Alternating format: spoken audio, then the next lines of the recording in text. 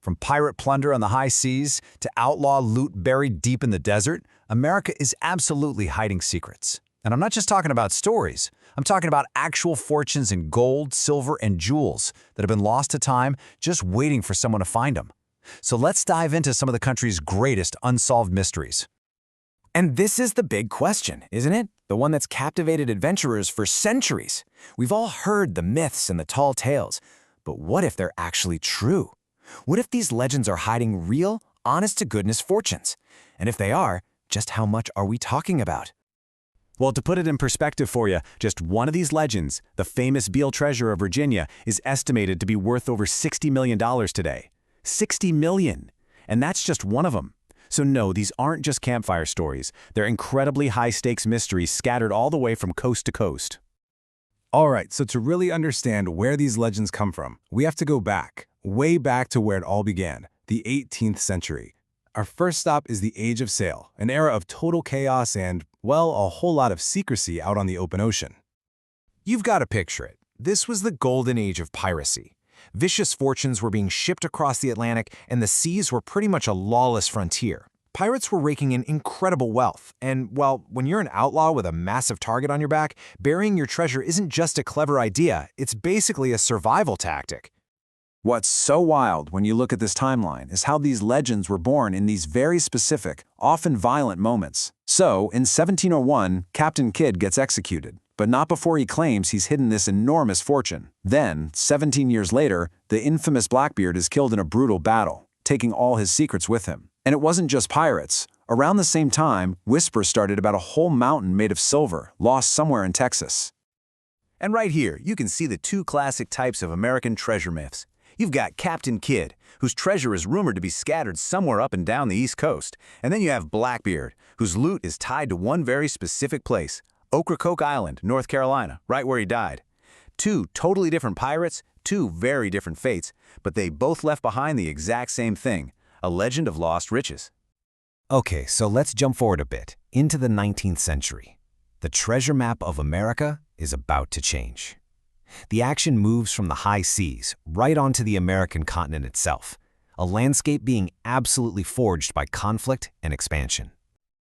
I mean, the sheer turmoil of the 1800s created the perfect conditions for a whole new batch of treasure legends. During the Civil War, you had soldiers desperately trying to hide payrolls and plundered gold. Out in the Wild West, you had outlaws on the run who needed to stash their loot, and fast. This wasn't about long-term financial planning, this was all about pure survival. And maybe the most organized and mysterious effort was by the Knights of the Golden Circle. Now, this wasn't just some single stash of gold. This was a full-blown conspiracy, a secret Confederate society that allegedly buried hundreds of caches of gold all across the South. The plan? To use that money to fund a second rebellion. The only clues they left behind were these cryptic symbols, markers that treasure hunters are still searching for to this day.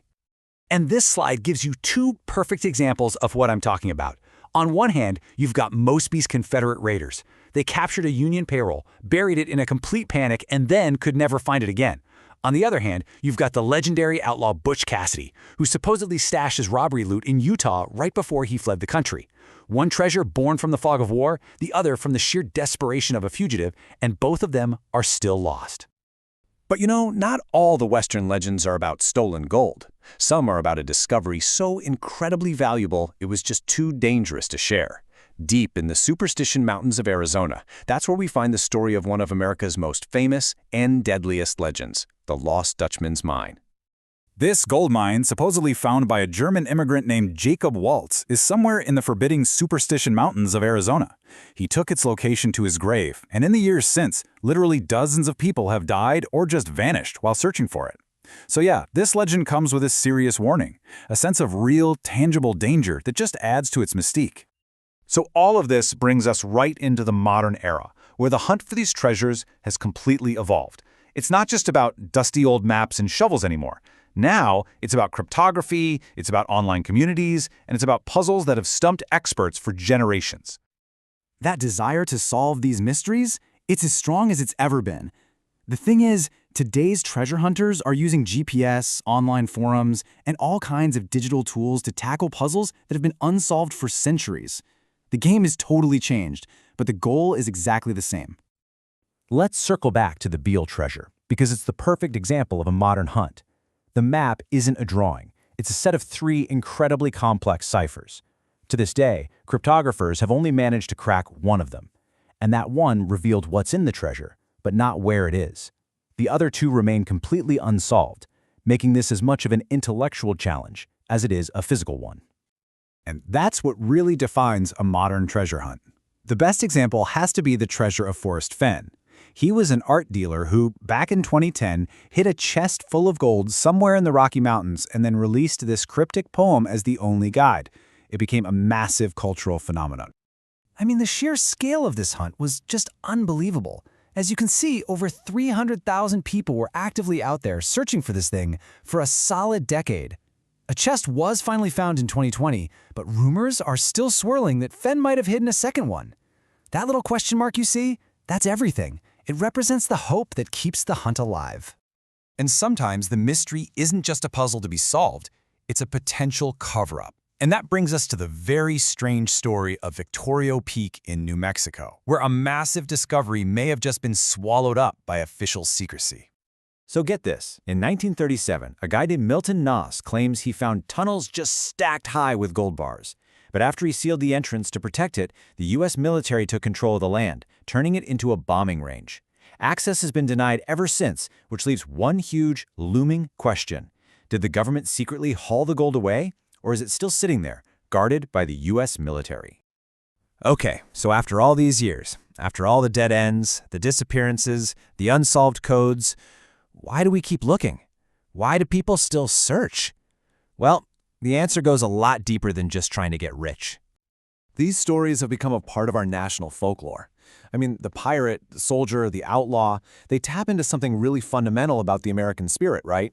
That desire for discovery, for adventure, and for a real tangible connection to the wilder chapters of our own history. And when you actually break down the motivations, it's fascinating. The hope of getting rich is definitely there. Of course it is. But look, it's not even close to the main driver. The thrill of the adventure, the challenge of solving a deep, deep mystery, and that feeling of connecting with the past, that's what really fuels the search for so many people. Ultimately, every single person out there with a metal detector in the woods or a cipher key in their hand, they're not just looking for gold. They're looking to become a part of the story. They're looking to touch history and to step into that great unknown that these legends represent. And that really just leaves us with one final thought. For centuries, these incredible treasures have remained lost, fueling endless speculation and adventure. It really makes you wonder, is the value actually in the gold bars and silver coins, or is it in the possibility that they're still out there, just waiting to be found? What do you think?